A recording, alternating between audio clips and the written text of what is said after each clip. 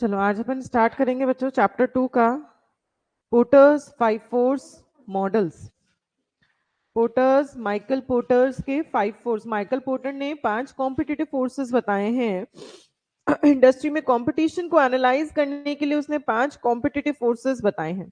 तो बेसिकली अपन को यहाँ पे डायग्नोस करना है कि किस फोर्स का कितना प्रेशर है मार्केट में और कौन सा फोर्स मेरे लिए कितना ज्यादा इंपॉर्टेंट है। तो उसने 5 एरियाज की बात की है। Rivalry among the current players, threat of new एंट्रेंट, threat of substitute, bargaining power of buyers. ये अपन पांचों अपन कहीं और भी पढ़ चुके हैं। कौन से 5 फोर्सेस थे, नाम बोलो।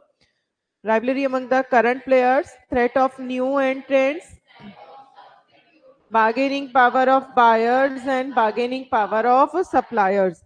अब इसको डिटरमाइन करने के लिए कुछ स्टेप्स होते हैं। स्टेप्स हैं तो हमें सीक्वेंस में याद करना है। सबसे पहले तो आप आइडेंटिफाई करो कि कौन सा कॉम्पिटिटिव फोर्सेस आ रहा है। इन पांचों में से कौन सा कॉम्पिटिटिव फोर्स आ रहा है, सबसे पहले आप ये आइडेंटिफाई करो। फिर आइडेंटिफाई करो कौन सा फोर्स कितना ज्यादा स्ट्रॉन्ग है। वो फियर्स है मतलब बहुत ज्यादा स्ट्रॉन्ग है, या वो स्ट्रॉन्ग है, या वो मॉडरेट है, या फिर वो वीक है। कौन सा कॉम्पिटिटिव फोर्स कितना ज्यादा स्ट्रॉन्ग है। फिर उनकी कलेक्टिव स्ट्रेंथ फाइंड आउट करो कि उनकी वजह से मुझे प्रॉफिट मिलेगा या नहीं मिलेगा अगर इनको मैं यूज में लेती हूँ, यूटिलाइज करती हूँ। तो सबसे पहले अपन कॉम्पिटिटिव फोर्सेस में देखेंगे थ्रेट ऑफ न्यू एंट्रेंट। जब कोई मार्केट में नया बंदा आता है तो उसकी वजह से जो मार्केट में एग्जिस्टिंग प्लेयर्स हैं उनका जो कंपटीशन है वो बहुत ज्यादा इंक्रीज हो जाता है। न्यू एंट्रेंट्स जो है वो एग्जिस्टिंग प्लेयर्स के लिए, एग्जिस्टिंग ऑर्गेनाइजेशन के लिए कंपटीशन होती है। उनको अपना मार्केट शेयर मेंटेन करने में मुश्किल होना शुरू हो जाती है। New एंट्रेंट is a powerful source of competition. Powerful source है न्यू कंपटीशन का। जितने ज्यादा न्यू एंट्रेंट होंगे या जितना बड़ा होगा न्यू एंट्रेंट उतना ही सीवियर होगा आपका कंपटीशन, उतना ही ज्यादा कंपटीशन आपका होगा। न्यू एंट्रेंट कई बार प्राइस पे भी लिमिट लगा सकता है। मतलब जैसे जियो आया था तो जियो ने प्राइस पे लिमिट लगा दी कि इतने में ही टेलीकॉम सर्विसेज देनी पड़ेंगी। तो जो एग्जिस्टिंग प्लेयर्स थे उनकी प्रॉफिटेबिलिटी को भी इसकी वजह से फर्क पड़ सकता है। जैसे कि एग्जांपल यहाँ पे जियो का दिया है, तो जियो ने स्टार्टिंग में बहुत चीप सर्विसेज दी टेलीकॉम में, तो उसकी वजह से उसने प्राइस पे भी लिमिट लगा दी कि एग्जिस्टिंग प्लेयर्स को इसी प्राइस पे सामान सेल आउट करना पड़ेगा। तो एग्जिस्टिंग प्लेयर्स के लिए उनका प्रॉफिटेबिलिटी को भी उसका इम्पैक्ट पड़ सकता है अगर कोई नया एंट्रेंट आ जाता है तो मार्केट के अंदर। इसीलिए जब भी ऑर्गेनाइजेशन को आइडेंटिफाई करना चाहिए कि कौन न्यू एंट्रेंट है इन टर्म्स ऑफ उनका क्या प्रोडक्ट की क्वालिटी है, उनकी प्रोडक्ट की प्राइस क्या, उनकी कितनी फाइनेंशियल स्ट्रेंथ है और उनकी मार्केट में रेप्यूटेशन कितनी है। तो जो एग्जिस्टिंग प्लेयर्स है उनको हमेशा ये देखते रहना चाहिए कि कौन नया बंदा आ रहा है, उसका क्या प्रोडक्ट है, उसके क्या प्रोडक्ट की क्वालिटी है, उसके पास कितनी फाइनेंशियल स्ट्रेंथ है, उसकी क्या मार्केट में रेप्यूटेशन है, वो अपने प्रोडक्ट की क्या प्राइस चार्ज कर रहा है। ये सारी चीजें उनको आइडेंटिफाई करनी चाहिए। नया बंदा आसानी से मार्केट में एंटर ना करे, इसलिए existing players entry barriers create कर सकते हैं। अब ये एंट्री बैरियर्स क्या होते हैं कि कोई भी आसानी से अंदर एंटर ना कर सके। ये सारे एंट्री बैरियर्स होते हैं कौन से। सबसे पहला जो एंट्री बैरियर है दैट इज आपका कैपिटल रिक्वायरमेंट। कैपिटल रिक्वायरमेंट, अगर एग्जिस्टिंग इंडस्ट्री ऐसी है जहां पे अगर अब मुझे एंटर करना है तो उसको एंटर करने के लिए बहुत सारी कैपिटल की जरूरत है, तो नया बंदा उसमें आसानी से घुसना पसंद नहीं करता। जैसे कि अगर बात करो फार्माक्यूटिकल इंडस्ट्री, फार्माक्यूटिकल जो मेडिसिन वाली इंडस्ट्री होती है, तो अगर मुझे उसकी फैक्ट्री खोलनी है तो वो खोलना आसान नहीं है। कोई भी मेडिसिन पहले तो बनाओ, उसके लिए इतने सालों तक R&D करना पड़ता है। फिर उसके इतने सारे टेस्ट फेजेस होते हैं जिसमें फ्री ऑफ कॉस्ट वो मेडिसिन मुझे सप्लाई करनी पड़ती है। फिर उसके बाद कहीं जाकर वो मार्केट में वो मेडिसिन बिकना शुरू होती है। तो इतना ज्यादा ह्यूज कैपिटल चाहिए कि नए बंदे के लिए उतना कैपिटल को इन्वेस्ट करना आसान नहीं है, तो वो एक एंट्री बैरियर उसके लिए हो सकता है। एक और एग्जाम्पल है जैसे कि आपकी ऑटोमोबाइल इंडस्ट्री जो गाड़ियां बनाती हैं। अब गाड़ी बनाने के लिए बहुत सारा पैसा, बहुत सारी लैंड, बहुत बड़े बड़े गोदाउंस की जरूरत है, बहुत सारी टेक्नोलॉजी, मैन पावर, मशीनरी, बहुत कुछ ह्यूज रिसोर्सेस की नीड होती है। सबके पास उतना ह्यूज रिसोर्स और सबसे बड़े आपका रेप्यूटेशन, आपका ब्रांड बिकना चाहिए। नई गाड़ी कोई भी बना दो, मार्केट में कोई नहीं खरीदेगा वो गाड़ी। तो रेप्यूटेशन बनाने में आपको जो पैसा खर्च होता है, नया बंदा उतना आसानी से पैसा खर्च नहीं कर सकता, तो नए बंदे के लिए क्या हो सकता है, एक एंट्री बैरियर हो सकता है। तो जो बहुत सारी कैपिटल चाहिए किसी भी बिजनेस में एंटर करने के लिए, तो जिन फर्म्स के पास पैसा कम है उन फर्म्स के लिए वो एक एंट्री बैरियर हो सकता है, और एग्जिस्टिंग फर्म्स को उसकी वजह से प्रॉफिट हो सकता है। जैसे इसमें दिया है ह्यूज इन्वेस्टमेंट्स आपको चाहिए, फार्माक्यूटिकल इंडस्ट्री उसका ब्रांड अवेयरनेस के लिए चाहिए, तो किसी भी बंदे को फार्माक्यूटिकल में एंटर करना बहुत मुश्किल हो सकता है। नेक्स्ट एंट्री बैरियर है that is economies of scale. Economies of scale क्या होता है कि वॉल्यूम ऑफ प्रोडक्शन ज्यादा तो मेरी कॉस्ट पर यूनिट जो होती है वो कम हो जाती है, उसे क्या कहते हैं, इकोनॉमीज ऑफ स्केल कहते हैं। फॉर एग्जाम्पल कोई एग्जिस्टिंग फर्म है ए जो 15 सालों से उस बिजनेस में काम करती है, क्योंकि 15 सालों से काम करती है और उसकी डिमांड अच्छी है तो उसका वॉल्यूम ऑफ प्रोडक्शन बहुत ज्यादा है। अब उसकी कोई भी एक शर्ट बनाने की जो कॉस्टिंग आ रही है वो कितने रुपए की आ रही है, 100 रुपीज की, तो वो शर्ट मार्केट में 200 रुपीज में वो सेल आउट कर सकता है 100 रुपीज प्रॉफिट के साथ। अब कोई बंदा नया आया बी, अब क्योंकि उसकी मार्केट में भी प्रोडक्ट की डिमांड नहीं है तो उसका वॉल्यूम ऑफ प्रोडक्शन कम है, वॉल्यूम ऑफ प्रोडक्शन कम है तो उसकी कॉस्टिंग ज्यादा आ रही है। सपोज उसकी कॉस्टिंग ही 200 रुपीज की आ रही है शर्ट बनाने के लिए, अब वो चाहेगा कि मैं 250 में तो बेचूं 200 का शर्ट बना के, और टू जो शर्ट आपको 200 में मिल रहा है कोई भी बंदा वो 250 में वो शर्ट नहीं खरीदेगा। तो जो एग्जिस्टिंग प्लेयर है वो ऑलरेडी इकोनॉमीज ऑफ स्केल को अगर इंजॉय कर रहा है, मतलब उसकी वॉल्यूम ऑफ प्रोडक्शन ज्यादा है तो उसकी कॉस्ट पर यूनिट कम आ रही है, तो एग्जिस्टिंग प्लेयर जो नया प्लेयर है उसमें आसानी से घुसना पसंद नहीं करता, वो उसके लिए एक एंट्री बैरियर हो सकता है। इकोनॉमीज ऑफ स्केल मतलब आपकी पर यूनिट का कॉस्ट कम आ रही है क्योंकि आपका प्रोडक्शन इंक्रीज हो रहा है। जो बड़ी बड़ी कंपनीज है वो ऑलरेडी अगर इंजॉय करी इकोनॉमीज ऑफ स्केल को तो नया बंदा उसमें आसानी से घुसना पसंद नहीं करेगा। नेक्स्ट क्या है, प्रोडक्ट डिफरेंशिएशन। आपका प्रोडक्ट अलग होना चाहिए, चाहे वो फिजिकली चाहे वो परपेचुअली, परपेचुअली मतलब साइकोलॉजिकल डिफरेंस उसमें होना चाहिए। कोई भी एक डिफरेंस फिजिकली दिखने में कलर अलग है, शेप अलग है, क्वालिटी अलग है, या साइकोलॉजिकली कस्टमर को अगर लगता है कि इस प्रोडक्ट को मैं यूज में लूंगी तो उस प्रोडक्ट से मेरे को मिलने वाला सेटिस्फैक्शन जो है वो ज्यादा मिलेगा, मुझे उसकी प्रोडक्ट की वर्थ ज्यादा है, मेरे को मतलब बेसिकली मेरा प्रोडक्ट यूनिक बनाना है।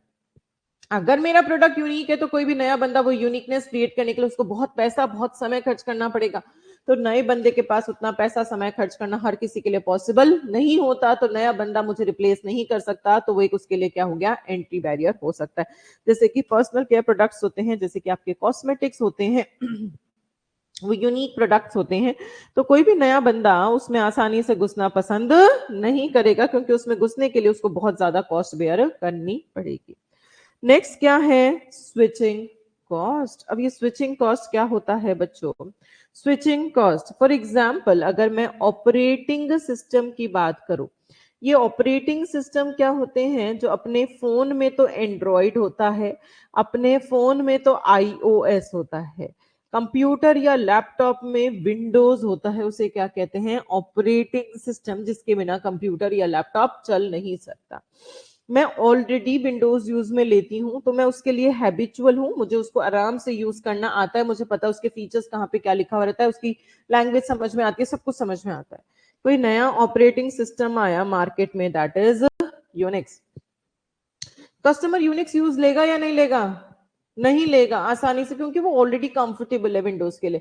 फिर भी अगर यूनिक्स वाले लोग कहेंगे कि हमें आप यूज में लो, तो कस्टमर सबसे पहले तो उनको प्राइस के लिए क्या करेगा, नेगोशिएट करेगा कि मेरे को प्राइस कम लगाओ। फिर कस्टमर ट्रेनिंग लेगा क्योंकि उसको नए प्रोडक्ट को यूज में लेना नहीं आता। एंड कई बार अगर कस्टमर को ये स्विचिंग कॉस्ट ज्यादा आ रही है, मतलब उसको बहुत ज्यादा लंबी ट्रेनिंग लेनी पड़ रही है, उसको प्राइस भी ज्यादा देनी पड़ रही है, तो कोई भी कस्टमर आसानी से स्विच करना पसंद नहीं करेगा। तो आपका प्रोडक्ट ऐसा होना चाहिए कि कस्टमर उसको स्विच करे तो उसके ऊपर उसकी स्विचिंग कॉस्ट बेयर होनी चाहिए। अगर स्विचिंग कॉस्ट लगेगी तो कस्टमर मेरे प्रोडक्ट को कभी भी स्विच कर दूसरे प्रोडक्ट के पास नहीं जाएगा। तो ये होता है आपका स्विचिंग कॉस्ट, वो एक एंट्री बैरियर जैसे एक्ट कर सकता है। नए एंट्रेंट को पुराने एग्जिस्टिंग कस्टमर्स को ऑब्वियसली अट्रैक्ट करना पड़ता है, स्विच करवाना पड़ता है, तो स्विच करने के लिए जब भी बायर स्विच करेगा तो स्विच करते टाइम बायर्स सबसे पहले तो आपके प्रोडक्ट को टेस्ट करेगा कि सही है या नहीं है, नेगोशिएट करेगा प्राइस के लिए, और उसको ट्रेनिंग भी लेनी पड़ेगी कुछ, क्योंकि नया होगा तो उसको वो काम सीखना भी पड़ेगा। बायर्स को अगर फाइनेंशियल या साइकोलॉजिकल कॉस्ट बियर करनी पड़ रही है और अगर ये कॉस्ट ज्यादा है तो बायर्स रिलक्टेंट होते हैं, मना करते हैं कि हमें तो स्विच नहीं करना है। जैसे इसमें एग्जांपल यही दिया है कि अगर माइक्रोसॉफ्ट विंडोज से आप दूसरे ऑपरेटिंग सिस्टम के पास जाओगे तो बायर उसमें स्विच करना पसंद नहीं करता है। नेक्स्ट आपका जो एंट्री बैरियर है वो है आपका ब्रांड आइडेंटिटी। जो बच्चों इनफ्रीक्वेंटली परचेज्ड प्रोडक्ट्स होते हैं, जो बहुत कम आप लोग खरीदते हो, जैसे कि जो कार हो गई, एक मिडिल क्लास अपने जीवन में एक या दो से ज्यादा गाड़ियां नहीं खरीदता, तो वो इनफ्रीक्वेंटली परचेज प्रोडक्ट है, उस पे वो बहुत सारा पैसा खर्च करता है, वो अपनी मेजर इनकम उस गाड़ी पे खर्च करता है जब भी वो खरीदेगा तब। अब क्योंकि आप उस पर इतना पैसा खर्च कर रहे हो और इतनी मुश्किल से आप उसको ले पा रहे हो, तो आप ऑब्वियसली मार्केट में उसको देख परख के सामान लोगे। मतलब जिसका मार्केट में नाम चल रहा होगा, जो ब्रांड का प्रोडक्ट होगा, जो ब्रांडेड गाड़ी होगी, क्योंकि उसके बारे में मैंने सुना हुआ है कि वो अच्छी चलती है, उसका माइलेज अच्छा है, उसकी सर्विस अच्छी है, ये अच्छा है, वो अच्छा है, तो जो ब्रांडेड गाड़ी होगी अपन उसी को खरीदना पसंद करेंगे, ऐसी किसी गाड़ी को खरीदना पसंद नहीं करेंगे। तो जो नया बंदा अगर एंटर करता है इस ऑटोमोबाइल इंडस्ट्री के अंदर, तो उसको अपना ब्रांड नेम क्रिएट करने में बहुत समय, बहुत पैसा खर्च करना पड़ेगा, जो उसके लिए इतना इजी नहीं होने वाला है। तो वो उसके लिए क्या हो जाएगा, एक एंट्री बैरियर हो सकता है। तो ब्रांड आइडेंटिटी जो इनफ्रीक्वेंटली परचेज प्रोडक्ट है, जिनकी कॉस्टिंग बहुत ज्यादा होती है, तो नए बंदे को बहुत डिफिकल्टीज आती हैं ये ब्रांड आइडेंटिटी क्रिएट करने के लिए, और लॉन्ग उसमें रिसोर्सेज भी इतनी लगानी पड़ेंगी, तो वो एक एंट्री बैरियर उसके लिए हो सकता है। नेक्स्ट एंट्री बैरियर है आपका access to distribution channels. Suppose कोई कंपनी ए है, कोई कंपनी बी है, ये लोग क्या बनाती हैं, शर्ट्स बनाती हैं, झुंझुनों के अंदर इनकी फैक्ट्रियां हैं। अब झुंझुनू में ट्रांसपोर्टेशन डिस्ट्रीब्यूशन का एक जो मोड होगा वो लिमिटेड होगा, लिमिटेड ट्रक्स होंगे, लिमिटेड कुरियर सेंटर्स होंगे, लिमिटेड वहां पे मैन पावर होगी जो एक जगह से दूसरी जगह सामान भेजती होगी, या जो भी कुरियर चीजें होती हैं जो एक जगह से पहुंचाने के लिए दूसरी जगह जो भी साधन है वो लिमिटेड होंगे, क्योंकि रिसोर्सेज लिमिटेड होती हैं। तो झुंझुनू जैसी जिस जिस जगह पे वो सारी रिसोर्सेज क्या होंगी, डिस्ट्रीब्यूशन चैनल्स क्या होंगे, लिमिटेड। जो लिमिटेड चैनल्स अगर ए और बी ने ऑलरेडी पूरा का पूरा ऑक्यूपाई कर रखा है और कोई नया बंदा सी आया, वो को भी अगर उसको भी बिजनेस स्टार्ट करना है तो उसको भी डिस्ट्रीब्यूशन चैनल चाहिए। ये लोग कह रहे हैं कि वीक में हम 6 डेज तो डिस्ट्रीब्यूशन चैनल को हम ऑक्यूपाई करेंगे, सिर्फ संडे टू संडे हम आपको दे देंगे और नहीं दे सकते। अब सिर्फ संडे को वो देंगे, फिर अगले संडे तक कस्टमर तक सामान पहुंचेगा, तो उससे कस्टमर आपका कभी सेटिस्फाई नहीं होगा, क्योंकि उस कस्टमर को टाइम पे सामान नहीं मिल पाएगा। तो जब उसके पास नए बंदे के पास डिस्ट्रीब्यूशन चैनल ही नहीं होगा, तो वो लॉन्ग टाइम तक बिजनेस में सर्वाइव नहीं कर सकता। तो वो उसके लिए क्या हो गया, एक एंट्री बैरियर हो गया। अगर डिस्ट्रीब्यूशन चैनल ही नहीं है तो एक एंट्री बैरियर है। कितना ही इंटरनेट बढ़ जाए, बहुत सारी फर्म्स फिजिकल डिस्ट्रीब्यूशन चैनल काम में लेती हैं आज भी। तो अगर आप किसी एग्जिस्टिंग बंदे को, नए बंदे को आप डिस्ट्रीब्यूशन चैनल को यूज करने ही नहीं दे रहे, तो वो उसके लिए एक एंट्री बैरियर है, और एंट्री बैरियर है तो वो आसानी से उस इंडस्ट्री में घुस नहीं सकता। लास्ट एंट्री बैरियर है, that is possibility of aggressive retaliation. जानबूझकर मैं उसको घुसने नहीं दूंगी, चाहे कुछ कर लो। फॉर एग्जाम्पल, दो कंपनीज हैं, कंपनी ए कंपनी बी, दोनों सॉरी, एक कंपनी है, कंपनी ए क्या बनाती है, शर्ट बनाती है, 15 सालों से एग्जिस्टिंग में है। क्योंकि 15 सालों से वो शर्ट बना रही है, तो उसकी शर्ट बनाने की कॉस्टिंग कितने की आ रखी है, 100 रुपीज। और वो इस शर्ट की प्राइस कितनी लगा रखी है उसने, 150 रुपीज प्राइस लगा रखी है, उसमें भी उसको 50 रुपीज का प्रॉफिट हो रहा है। कोई बंदा बी आया, नया बंदा है, ऑलरेडी उसके पास खूब अनाप शनाप पैसा है उस बंदे के पास, तो उसने सोचा क्योंकि वो न्यू है ये बंदा, तो उसकी अब कॉस्टिंग ही सपोज 150 की आ रही है, ठीक है। तो उसने कहा कोई नहीं, मैं नो प्रॉफिट नो लॉस वाली सिचुएशन में सामान बेच दूंगा, एक बार एक एक कस्टमर टूट जाए तो वो मेरे से जुड़ जाए, तो फिर बाद में मैं मेरे बिजनेस में अर्निंग कर सकता हूँ। तो उसने यही शर्ट कितने में बेचना शुरू किया, 150 के अंदर, ठीक है। अब इसने क्या किया, 140 में वो शर्ट बेच दिया, 140 के बेचने के बाद भी उसको प्रॉफिट मिल रहा था। उसने भी कहा कोई नहीं, मुझे लॉस सही, मैं 10 रुपीज का लॉस भुगतने के लिए तैयार हूं। उसने भी 140 में बेच दिया या 135 में बेच दिया। इसने वो शर्ट 110 रुपीज में बेच दिया, आप भी 110 में बेच रहे हो, ठीक है, अब ये जो बंदा है ये 90 रुपीज में भी शर्ट बेचने को तैयार हो गया। क्यों? इसने कहा मैंने 15 सालों तक ऑलरेडी इतना पैसा कमा लिया है, तो मैं 2-3 साल अगर नुकसान में भी जाऊंगी तो मुझे कोई वैसा नुकसान, मेजर नुकसान नहीं होने वाला। ये बंदा 90 में शर्ट नहीं बेच पाएगा क्योंकि ऑलरेडी बहुत सारा नुकसान बेयर कर चुका है। इसे कहते हैं पॉसिबिलिटी ऑफ अग्रेसिव रिटेलिएशन। जानबूझकर मैं उस बंदे को बिजनेस में घुसने ही नहीं दे रही। ए वाला बंदा ने प्राइस कम करता गया, तो वो जानबूझकर बी को घुसने ही नहीं दे रहा। तो बी वाला बंदा कब तक सर्वाइव करेगा? लॉन्ग टाइम तक सर्वाइव नहीं कर पाएगा। तो वो उसके लिए क्या हो गया? एक एंट्री बैरियर हो गया। तो जो इंक्यूबेटेंट्स होते हैं, जो वो उसको एंटर ही नहीं करने देते एग्जिस्टिंग फर्म के अंदर। तो इसलिए अब अपनी प्रोडक्ट की प्राइस, एडवर्टाइजमेंट बजट वो बढ़ा देते हैं, उसकी वजह से नया बंदा एंटर नहीं कर पाता। तो वो उसके लिए क्या हो गया? एक एंट्री बैरियर हो गया। ये अपन ने किसके अंदर पढ़ा है बच्चों? Threat of new एंट्रेंट। जब भी मार्केट में कोई नया बंदा एंटर करता है तो एग्जिस्टिंग प्लेयर को उसकी वजह से कंपटीशन बढ़ता है, उनका मार्केट शेयर कम हो सकता है और उनकी प्रॉफिटेबिलिटी भी कई बार क्या हो सकती है? कम हो सकती है। इसीलिए जो एग्जिस्टिंग प्लेयर्स है उनको पता होना चाहिए कि नया बंदा कौन है, उसके क्या प्रोडक्ट है, उसके क्या प्रोडक्ट की प्राइस है, उसकी क्या क्वालिटी है, उसके पास कितनी फाइनेंशियल रिसोर्सेज हैं। ये सारी बातों का अपन को पहले से नॉलेज होना चाहिए। और जो एग्जिस्टिंग प्लेयर्स हैं उनको कुछ ऐसा करना चाहिए कि नए फर्म्स के लिए वो एक एंट्री बैरियर क्रिएट कर सके। कौन से एंट्री बैरियर थे? फर्स्ट कौन सा था? Capital requirement. अगर कोई एग्जिस्टिंग बिजनेस में एंटर करने के लिए ह्यूज इन्वेस्टमेंट, ह्यूज कैपिटल की जरूरत है, तो नया बंदा उसमें आसानी से इन्वेस्ट नहीं कर सकता। For example pharmaceutical industry and automobile industry. Next क्या था बच्चों? Economies of scale. Economies of scale की जो एग्जिस्टिंग प्लेयर है ऑलरेडी उसका लार्ज स्केल प्रोडक्शन से उसकी कॉस्ट पर यूनिट कम आ रही है। नए बंदे के लिए इतनी कम कॉस्ट पे काम करना पॉसिबल नहीं है, तो उसके लिए एक एंट्री बैरियर हो सकता है। नेक्स्ट क्या था बच्चों? Product differentiation. अगर मेरा प्रोडक्ट अलग होना चाहिए, चाहे वो फिजिकली चाहे वो परपेचुअली, यूनिक होना चाहिए in the eyes of the customers. अगर मेरा प्रोडक्ट यूनिक है तो उस यूनिकनेस को कोई भी रिप्लेस नहीं कर सकता। उसको रिप्लेस करने के लिए उसको बहुत पैसा, बहुत समय की जरूरत पड़ेगी, तो वो उसके लिए एक एंट्री बैरियर हो सकता है। फोर्थ क्या था बच्चों? Switching cost. जब भी कोई नया बंदा आता है तो उसको एग्जिस्टिंग प्लेयर्स के कस्टमर्स को अपने पास स्विच करवाना पड़ता है।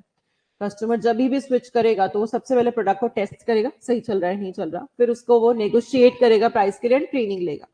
अगर उसको स्विच करने में फिजिकल, साइकोलॉजिकल या फाइनेंशियल कॉस्ट ज्यादा बेयर करनी पड़ रही है तो वो स्विच करना पसंद नहीं करेगा। नेक्स्ट क्या था बच्चों?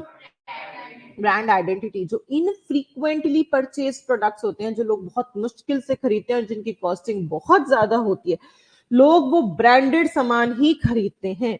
तो नए बंदे को वो ब्रांड क्रिएट करने में समय और पैसा बहुत लगेगा, तो उसके लिए क्या हो जाएगी? एक एंट्री बैरियर हो सकता है। नेक्स्ट क्या था बच्चों? एक्सेस टू डिस्ट्रीब्यूशन चला गया। अगर एग्जिस्टिंग प्लेयर्स ऑलरेडी सारे डिस्ट्रीब्यूशन चैनल को ऑक्यूपाई कर रख रखे, नए बंदे को अगर वो यूज में लेने ही नहीं दे रहे, तो वो उसके लिए ऑटोमेटिक एंट्री बैरियर क्रिएट हो गया। कितना ही इंटरनेट का यूज आ गया हो, फिर भी लोग आजकल फिजिकली डिस्ट्रीब्यूट करना भी पसंद करते हैं सामान को। नेक्स्ट क्या था बच्चों? फ्री ऑफ अग्रेसिव रिटेलिएशन की। जानबूझकर आप उस बंदे को घुसने ही नहीं दे रहे बिजनेस में, आप अपने प्रोडक्ट की प्राइस इतनी कम कर देते हो कि वो उसको मैच ही नहीं कर सकता। आप अपना एडवर्टाइजमेंट बजट इतना ज्यादा इंक्रीज कर देते हो कि वो उसको मैच नहीं कर सकता। तो जब एग्जिस्टिंग वो मैच ही नहीं कर पा रहा, तो अपने आप ही उसके लिए एंट्री बैरियर हो गया। तो एक बार नाम वापस बोले, कौन से एंट्री बैरियर थे थ्रेट ऑफ न्यू एंट्रेंट में? पहला था capital requirement, economies of scale, product differentiation, switching cost, brand identity, access to distribution channel and possibility of aggressive retaliation। ये हम पढ़ रहे हैं एंट्री बैरियर्स के अंदर। वापस पढ़ेंगे हम एंट्री बैरियर्स क्या क्या थे? Capital requirement, economies of scale, product differentiation, switching cost, brand identity, access to distribution channel and possibility of aggressive retaliation। Total 7 है। देखो लास्ट बार और रिवाइज करेंगे, कौन से थे? Capital requirement, economies of scale, differentiation, switching costs, brand identity, access to distribution channel and possibility of aggressive retaliation। ये threat of new एंट्रेंट के अंदर अपन ने ये सारे क्या पढ़ लिए, एंट्री बैरियर्स पढ़ लिए, टोटल 7 एंट्री बैरियर्स हैं। नेक्स्ट अपन पढ़ेंगे पोर्टर्स का 5 फोर्स कॉम्पिटिटिव फोर्सेस में, that is bargaining power of buyers. जो बायर्स होते हैं उनके पास भी मोल भाव करने का पावर होता है। वो कहते हैं, जैसे हम लोग बहुत बार क्या होता है, जैसे टेलीकॉम सर्विसेज में सपोज मेरे पास नेटवर्क किसका है, एयरटेल का। अब एयरटेल वालों ने मेरे कोई गलत चीज के और पैसे काट लिए, तो मैं उनके सर्विस सेंटर पे फोन करके कहूंगी कि आप मुझे वो पैसा वापस दो, नहीं तो मैं जियो के टूवर्ड स्विच कर दूंगी। तो मैं उनको धमकी दे सकती हूँ, क्योंकि मेरे पास पावर है, मैं उस पावर से उनको धमकी देकर उनकी अपनी प्राइस कम करवा सकती हूँ। Users of industrial products come together formally or informally and exert pressure on producers. Users जो होते हैं वो एक साथ मिलकर प्रेशर किसके ऊपर बनाते हैं, प्रोड्यूसर के ऊपर। Bargaining power of buyers not only, मतलब influences not only price, price को तो इन्फ्लुएंस करते ही हैं, but the producer can charge, but also influences in many case cost, investment of the producer, because powerful buyers usually bargain for better services which involve cost and investment on the part of the producer. Bargaining power of buyer है, मतलब buyer जो है वो producer पे pressure बना सकता है कि प्राइस कम करो, वो प्रोड्यूसर को प्रेशर बना सकता है, कॉस्ट और इन्वेस्टमेंट के लिए भी प्रेशर बना सकता है। कैसे? वो कहेगा मुझे अच्छी सर्विस चाहिए, अच्छी सर्विस के लिए बच्चों आपको नई मशीनरी खरीदनी पड़ेगी, इन्वेस्टमेंट करना पड़ेगा। अच्छी सर्विस देने के लिए मुझे मेरी कॉस्टिंग को भी और बढ़ाना या कम करना पड़ सकता है, मुझे और सस्ता रॉ मटेरियल अच्छी क्वालिटी का खरीदना पड़ेगा, क्योंकि बायर्स जो होते हैं वो प्रेशर बना के रखते हैं। तो बायर्स 3 चीजों का प्रेशर बना सकते हैं किसी भी प्रोड्यूसर पे। किस किस चीज का? एक तो प्राइस के लिए प्रेशर बना सकते हैं, कॉस्ट के लिए, और एक इन्वेस्टमेंट के लिए। कॉस्ट और इन्वेस्टमेंट के लिए कैसे प्रेशर बनाएंगे? क्योंकि उनको क्या चाहिए, बेटर सर्विसेज चाहिए, उसके लिए वो उसको प्रेशर बना सकते हैं। Buyers of industry product or service can sometimes exert considerable pressure on existing firms to secure lower price or better services. Same line लिखी है। ये कब कब कर सकते हैं, वो अपनी बार्गेन पावर को कब यूज में ले सकते हैं? जब बायर के पास पूरा नॉलेज हो कि कहां से उसको प्रोडक्ट मिल रहा है एंड उसके मार्केट में कौन से सब्स्टिट्यूट्स अवेलेबल है। पहले तो मुझे पता होना चाहिए कि कहां से कौन कौन लोग ये सामान बेचने वाला है, उसके क्या क्या सब्स्टिट्यूट्स मार्केट में अवेलेबल है। बायर अगर बहुत ह्यूज अमाउंट ऑफ पैसा किसी प्रोडक्ट पे खर्च कर रहा है, मतलब बिग बायर्स हैं, तो वो फेवरेबल टर्म्स में वो अपने अकॉर्डिंग अपना कॉन्ट्रैक्ट साइन करवा सकते हैं। जैसे जो अंबानी होगा वो बिग बायर होगा किसी भी चीज का, तो वो अपने अकॉर्डिंग अपने टर्म्स एंड कंडीशंस के अकॉर्डिंग सारी चीजों को चेंज कर सकते हैं। अगर इंडस्ट्रियल प्रोडक्ट उनके लिए इतना क्रिटिकल नहीं है तो भी वो बार्गेनिंग पावर अपनी यूज में ले सकते हैं। And buyers are more concentrated than the firm supplying the product. They can easily switch to the substitutes available. तो buyers अपनी bargaining power कब कब यूज में ले सकते हैं बच्चों? जब उनके पास पूरा नॉलेज हो कहां से प्रोडक्ट मिलेगा और क्या क्या सोर्सेज मार्केट में अवेलेबल हैं, सब्स्टिट्यूट्स अवेलेबल हैं। सेकेंड, अगर वो अपना खूब पैसा उस प्रोडक्ट पे खर्च करते हो, मतलब वो लोग बिग बायर्स हो, तो वो अपने टर्म्स एंड कंडीशंस के अकॉर्डिंग अपना कॉन्ट्रैक्ट को चेंज कर सकते हैं। नेक्स्ट क्या है? अगर उनके लिए इतना क्रिटिकल नहीं है वो प्रोडक्ट और वो ज्यादा कंसंट्रेटेड हैं, तो वो अपनी बार्गेनिंग पावर्स को यूज में ले सकते हैं। तो ये अपन ने क्या पढ़ लिया? Bargaining power of buyers. क्या पढ़ा अपन ने बार्गेनिंग पावर ऑफ बायर्स के अंदर? कि बायर्स जो है वो प्रोड्यूसर पे प्रेशर बना सकता है, एक तो प्राइस कम करो, कॉस्ट और इन्वेस्टमेंट के लिए भी प्रेशर बना सकता है कि उसको बेटर सर्विस चाहिए तो आपको इन्वेस्टमेंट करना पड़ेगा और कॉस्टिंग अपनी कम करनी ही पड़ेगी। बायर्स अपनी बार्गेनिंग पावर कब कब काम में ले सकते हैं? जब उनके पास पूरा नॉलेज हो कि कहां से उनको वो सामान मिल सकता है एंड उसके क्या क्या सब्स्टिट्यूट्स अवेलेबल हैं। सेकंड क्या था बच्चों? अगर बायर्स बिग बायर्स हैं, वो ह्यूज अमाउंट ऑफ मनी उस प्रोडक्ट पे खर्च करते हैं, तो वो फेवरेबल टर्म्स में वो अपने अकॉर्डिंग अपनी चीजों को चेंज कर सकते हैं।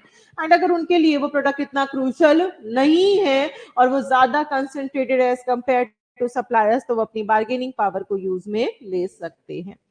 नेक्स्ट अपन पढ़ेंगे that is bargaining power of suppliers. जो रॉ मटेरियल सप्लाई करते हैं वो भी कई बार अपनी तानाशाही यूज में लेते हैं, वो भी कई बार ऐसा कहते हैं मैं तो इतने में रॉ मटेरियल बेचूंगा, खरीदना हो तो खरीदो नहीं तो मत खरीदो, इस तरीके का वो लोग भी कह सकते हैं। ये एक हिडन फोर्स है कंपटीशन का, जनरली किसी को नहीं पता होता कि ये भी कोई फोर्स होता है क्या। Bargaining power of suppliers determine the cost of the raw material and other inputs of the industry and therefore industry attractiveness and profitability को फर्क पड़ सकता है. अगर रॉ मटेरियल महंगा तो प्राइस महंगी तो प्रॉफिट कम तो उसकी प्रॉफिट कम हो गया और इंडस्ट्री उतनी अट्रैक्टिव नहीं रहेगी. सप्लायर्स अपनी बार्गेन पावर को कब कब यूज में ले सकते हैं? जब उनका प्रोडक्ट क्रूशियल हो कस्टमर के लिए, बहुत इंपॉर्टेंट है, मुझे पता है कस्टमर को ये चाहिए ही चाहिए, तो मैं मेरी बार्गेन पावर यूज में ले सकती हूँ.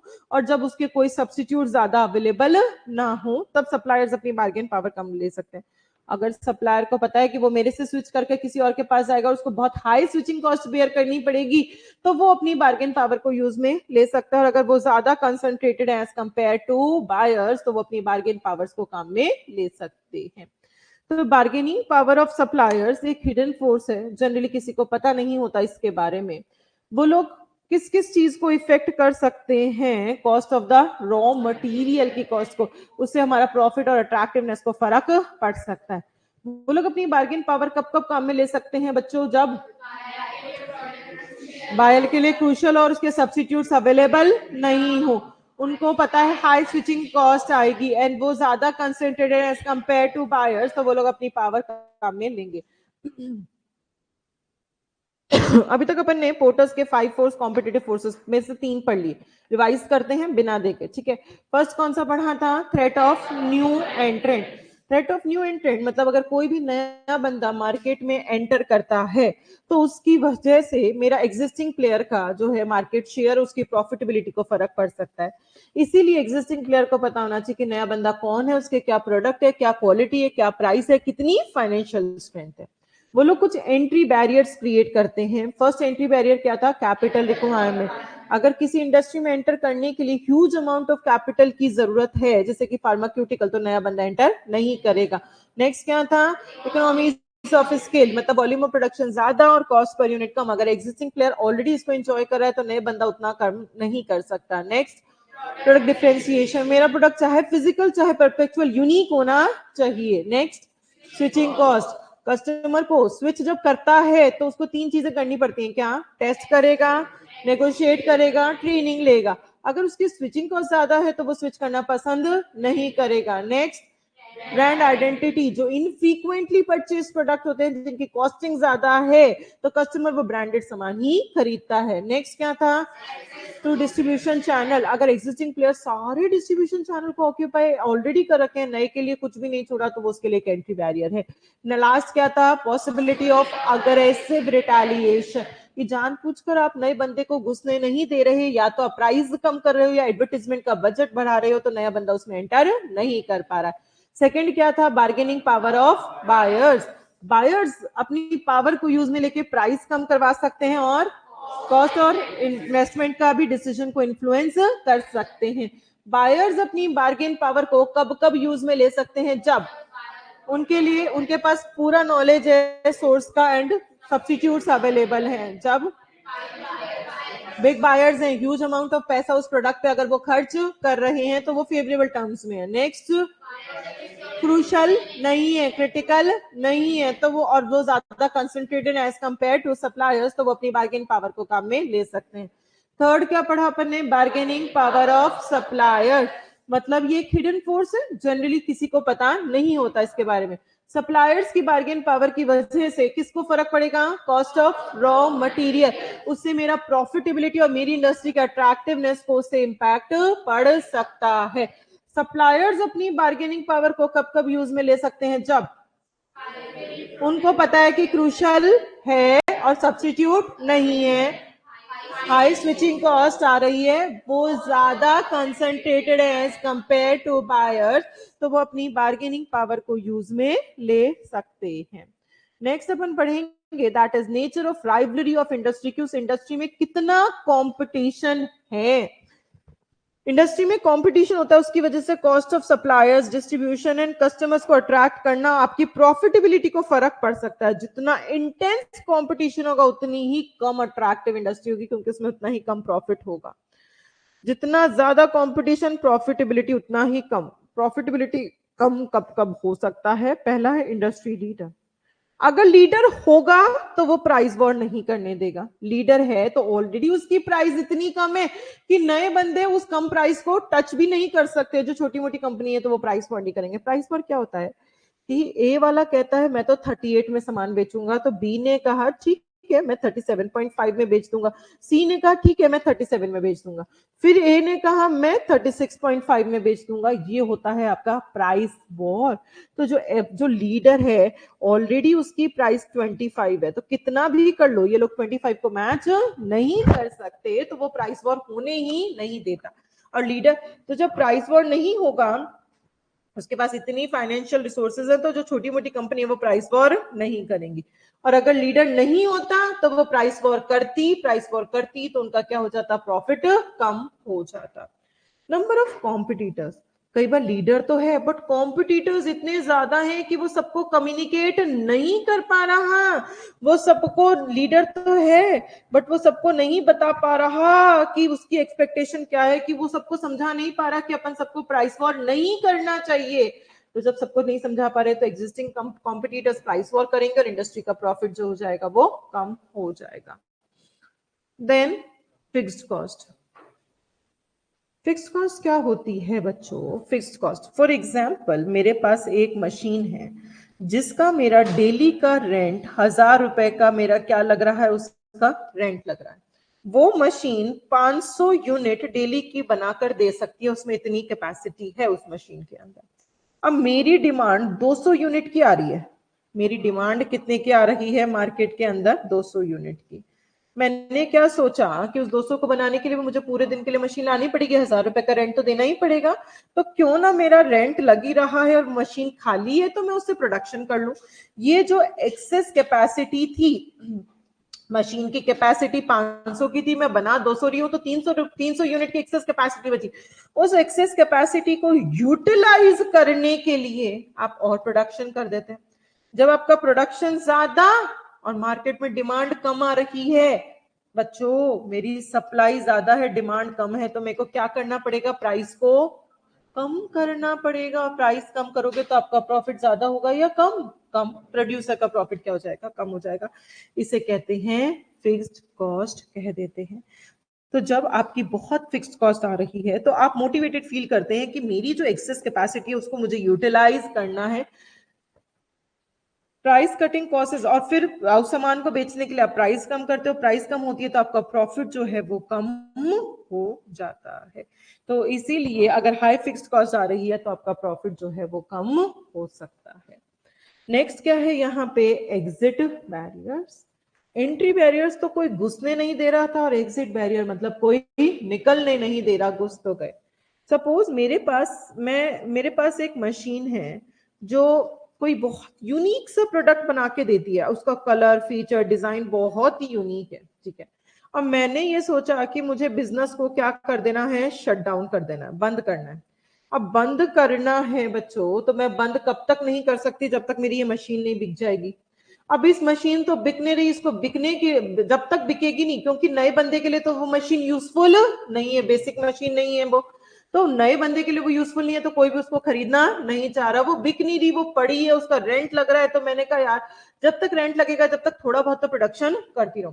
जब तक मैं थोड़ा बहुत भी चलती रहूंगी, मतलब मैं एग्जिस्टिंग प्लेयर्स के लिए कंपटीशन रहूंगी और उनका मार्केट शेयर थोड़ा थोड़ा सा कम होता ही जाएगा। तो जब एग्जिट बैरियर्स होते हैं इंडस्ट्री में, rivalry among competitor decline, competition कम हो सकता है अगर कुछ कॉम्पिटिटर्स छोड़कर चले जाएं तो इंडस्ट्री। प्रॉफिट ज्यादा हो सकता है अगर किसी इंडस्ट्री में एग्जिट बैरियर्स कम होंगे मतलब लोग आसानी से निकल पा रहे। अगर आसानी से निकल पा रहे हैं तो एग्जिस्टिंग प्लेयर्स के लिए प्रॉफिट ज्यादा हो सकता है। अब एग्जिट बैरियर्स, कोई असेट है जो हाईली स्पेशलाइज्ड है और किसी और के लिए वो कोई वैल्यू की नहीं है, तो आपको कोई और बायर नहीं मिल रहा उस असेट के लिए, तो आप तब तक उससे बाहर नहीं निकल पाएंगे इंडस्ट्री से। जब एग्जिट बैरियर पावरफुल है और आप बाहर नहीं निकल पा रहे हैं, तो आप एग्जिस्टिंग कर रहे हैं, तो आप एग्जिस्टिंग प्लेयर्स के ऊपर प्रेशर बना के रख रहे हैं, उनकी प्रॉफिटेबिलिटी का जो है थोड़ा सा कम होता जा रहा है, क्योंकि आप अपने सर्वाइवल के लिए लड़ते रहेंगे तो आपका कंपटीशन जो है वो इंक्रीज होता ही रहेगा। नेक्स्ट क्या है इसके अंदर, प्रोडक्ट डिफरेंशिएशन। अगर प्रोडक्ट अलग है तो आपको कोई प्राइस वॉर करने की जरूरत नहीं है, तो आपको प्रॉफिट ज्यादा हो सकता है। पर अगर कोई इंडस्ट्रीज ऐसी होती हैं जहां अनडिफरेंशिएटेड प्रोडक्ट्स होते हैं, सेम प्रोडक्ट्स जो लोग बनाती हैं, तो वहां वो लोग प्राइस वॉर करती हैं। प्राइस वॉर करती हैं तो उनका जो प्रॉफिट है वो कम हो जाता है। लास्ट है इसके अंदर, दैट इज स्लो ग्रोथ। अपन ने पढ़ा ही था, जब इंडस्ट्री ग्रोथ रेट बहुत कम है तो मतलब वहां पे स्टिफ कंपटीशन है, तो वहां पे आप सर्वाइवल के लिए सोचते हो, आप मार्केट शेयर तो इंक्रीज नहीं कर सकते और आपका प्रॉफिट जो है वहां पे कम होना शुरू हो जाता है। तो राइवलरी अमंग करंट प्लेयर्स में अपन ने क्या क्या पढ़ लिया, अपन ने यहाँ पढ़ लिया कि इंडस्ट्री का जो प्रॉफिट है वो कम कब कब हो सकता है। पहला, इंडस्ट्री लीडर। अगर लीडर होगा तो वो डिसिप्लिन में काम करने देगा, सबको प्राइस वॉर नहीं करने देगा, क्योंकि उसके पास ऑलरेडी इतनी फाइनेंशियल रिसोर्सेज हैं कि छोटी कंपनियां प्राइस वॉर नहीं करेंगी। पर अगर लीडर नहीं है तो सारी कंपनीज प्राइस वॉर करेंगी, तो फिर वो प्रॉफिट जो है इंडस्ट्री का कम हो जाएगा। सेकेंड क्या था, नंबर ऑफ कॉम्पिटिटर्स, कि लीडर तो है बट कॉम्पिटिटर्स ज्यादा है, तो वो सबको अपनी एक्सपेक्टेशन समझा नहीं पा रहा, तो वो सब लोग प्राइस वॉर करेंगे और प्रॉफिट जो है वो आपका कम हो जाएगा। थर्ड क्या था इसके अंदर बच्चों, हाँ, फिक्स्ड कॉस्ट। अगर हाई फिक्स्ड कॉस्ट आ रही है मतलब मशीन की, तो मेरे पास मशीन की फिक्स्ड कॉस्ट ज्यादा है, तो एक्सेस कैपेसिटी को यूटिलाइज करने के लिए मैं प्रोडक्शन ज्यादा करूंगी, और डिमांड कम है मार्केट में तो मुझे प्राइस कम करनी पड़ेगी, और प्राइस कम करूंगी तो प्रॉफिट मेरा कम हो जाएगा। देन एग्जिट बैरियर्स, जिस इंडस्ट्री में कम एग्जिट बैरियर्स होते हैं वहां प्रॉफिट ज्यादा होता है, और जिस इंडस्ट्री में एग्जिट बैरियर ज्यादा होते हैं वहां प्रॉफिट कम होता है। इसमें एग्जाम्पल बताया है कि कोई एसेट है जो स्पेशलाइज है, किसी और के लिए वो कोई यूज की नहीं है, तो यूज की नहीं है तो मेरे को तो उस एसेट को यूज में लेना, सर्वाइवल के लिए मैं फाइट करती रहूंगी, जब तक मैं कंपटीशन में हूं तब तक वो एग्जिस्टिंग प्लेयर्स के प्रॉफिट कम होता रहेगा। नेक्स्ट क्या था बच्चों, प्रोडक्ट डिफरेंशिएशन। अगर मेरा प्रोडक्ट यूनिक है तो मुझे प्रॉफिट मिल सकता है, पर अगर यूनिक नहीं, अनडिफरेंशिएटेड प्रोडक्ट है, तो एग्जिस्टिंग कंपनीज प्राइस वॉर करेंगे, उसकी वजह से प्रॉफिट उनका कम हो जाएगा। एंड लास्ट क्या था, स्लो ग्रोथ। अगर मेरी इंडस्ट्री की ग्रोथ रेट बहुत स्लो है, जहां इंटेंस कंपटीशन है, तो वहां आप सर्वाइवल के लिए मेहनत करोगे, वहां आपका और प्रॉफिट नहीं मिल सकता। तो कौन से रीजंस हैं जिसकी वजह से इंडस्ट्री का प्रॉफिट जो है वो कम हो सकता है? पहला, industry leader. Second, number of competitors. Third, fixed cost, exit barriers, product differentiation and slow growth. वापस बोलो, कौन से फैक्टर्स हैं जिससे इंडस्ट्री का प्रॉफिट कम हो सकता है? पहला, लीडर, कॉम्पिटिटर्स,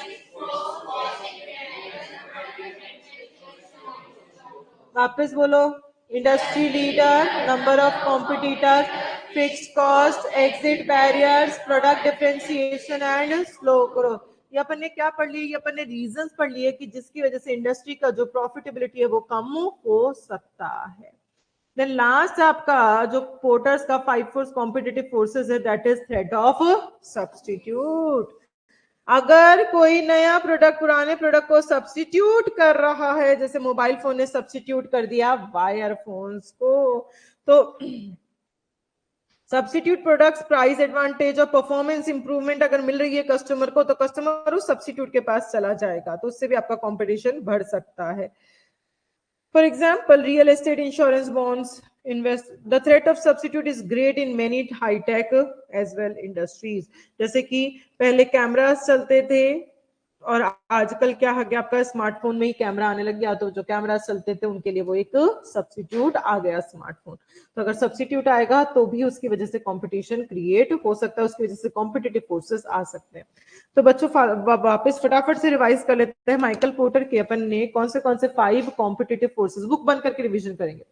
माइकल पोर्टर के 5 कॉम्पिटिटिव फोर्सेस, सबसे पहला क्या था? न्यू एंट्रेंट। अगर नया बंदा आता है तो एग्जिस्टिंग प्लेयर्स के लिए कंपटीशन बढ़ेगा, उनका मार्केट शेयर कम होएगा और उनकी प्रॉफिटेबिलिटी कम हो जाएगी।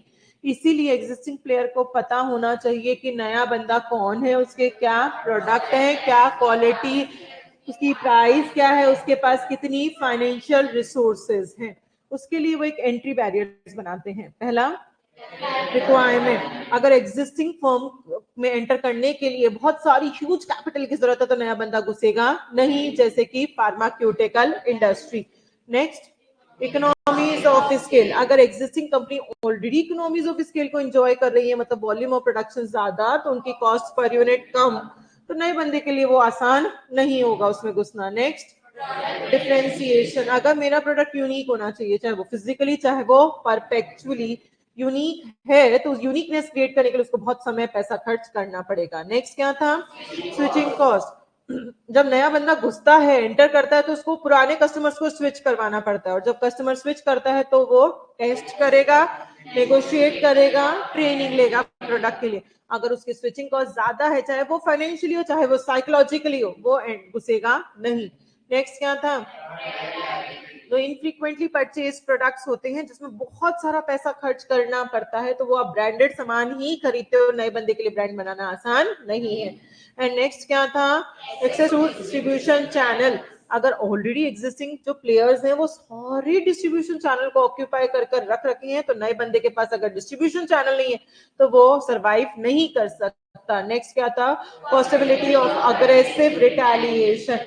जानबूझकर आप नए बंदे को घुसने नहीं दे रहे, या तो प्राइस कम कर रहे हो या फिर आप अपना एडवर्टाइजमेंट का बजट बढ़ा रहे हो। नेक्स्ट, वो कॉम्पिटिटिव फोर्सेस कौन सा था, bargaining power of buyer. Buyers pressure बना सकते हैं प्राइस के लिए, कॉस्ट के लिए, इन्वेस्टमेंट के लिए, कि मुझे बेटर सर्विस चाहिए तो आपको ज्यादा इन्वेस्टमेंट और कॉस्टिंग कम करनी पड़ेगी।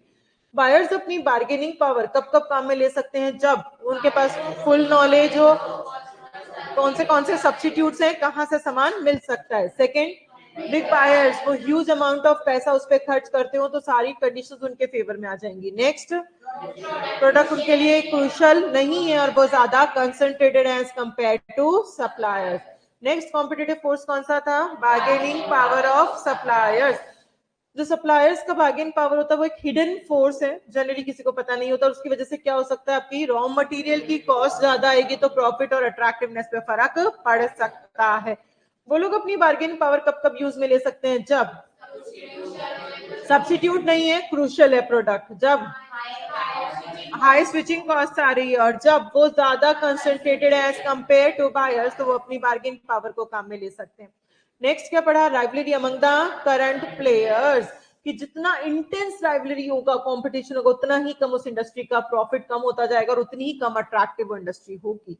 तो इंडस्ट्री में प्रॉफिट कम होने के रीजंस क्या क्या है, पहला, इंडस्ट्री लीडर होगा तो उसके पास इतनी फाइनेंशियल रिसोर्स है कि वो इतने डिसिप्लिन से काम करेगा कि एग्जिस्टिंग प्लेयर्स को कॉस्टिंग वो प्राइस वॉर कम नहीं करने देगा। नेक्स्ट क्या था, नंबर ऑफ कॉम्पिटिटर्स, की वो लीडर तो है बट इतने ज्यादा कॉम्पिटिटर्स हैं कि सबको समझाना बहुत मुश्किल है, वो एक्सपेक्टेशन नहीं बता पा रहा, तो वो लोग प्राइस वॉर करेंगे तो उसकी वजह से उसका प्रॉफिट जो है वो कम हो जाएगा। नेक्स्ट क्या था, फिक्स्ड कॉस्ट। अगर फिक्स्ड कॉस्ट मेरी हाई फिक्स्ड कॉस्ट आ रही है तो मेरे पास एक्सेस कैपेसिटी है तो उसको यूटिलाइज करने के लिए आप प्रोडक्शन ज्यादा करेंगे, डिमांड कम आ रही है तो आप प्राइस कम कर देंगे, प्राइस कम होने से आपका प्रॉफिट जो है वो भी कम हो जाएगा। नेक्स्ट क्या है, एग्जिट बैरियर। जिस इंडस्ट्री में एग्जिट बैरियर कम वहां प्रॉफिट ज्यादा, और जिस इंडस्ट्री में एग्जिट बैरियर ज्यादा वहां प्रॉफिट, जिस इंडस्ट्री में एग्जिट बैरियर्स कम वहां प्रॉफिट, और जिस इंडस्ट्री में एग्जिट बैरियर ज्यादा वहां प्रॉफिट कम।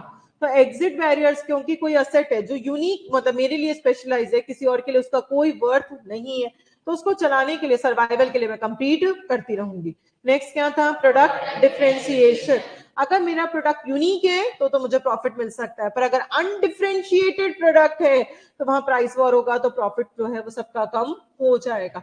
एंड लास्ट क्या था, स्लो ग्रोथ। अगर इंडस्ट्री की ग्रोथ रेट कम है और वहां पे इंटेंस कंपटीशन है तो आप सर्वाइवल के लिए मेहनत करोगे, आपका मार्केट शेयर प्रॉफिट जो है वो और कम होता चला जाएगा। लास्ट क्या था, थ्रेट ऑफ सब्स्टिट्यूट्स। अगर सब्स्टिट्यूट प्रोडक्ट एग्जिस्टिंग प्रोडक्ट के जैसे उसमें सारे फीचर, सारी क्वालिटी, उसकी प्राइस कम, उसमें फीचर ज्यादा, तो वो उसको रिप्लेस कर सकता है, वो भी एक कॉम्पिटिटिव फोर्सेस हो सकता है। एग्जाम्पल, मोबाइल फोन्स ने वायर्ड फोन्स को सब्स्टिट्यूट कर दिया, मोबाइल फोन्स ने कैमरास को सब्स्टिट्यूट कर दिया। तो ये अपन ने माइकल पोर्टर के 5 कॉम्पिटिटिव फोर्सेस पढ़ लिए। ठीक है, आज इतना ही करेंगे, बाकी का कल।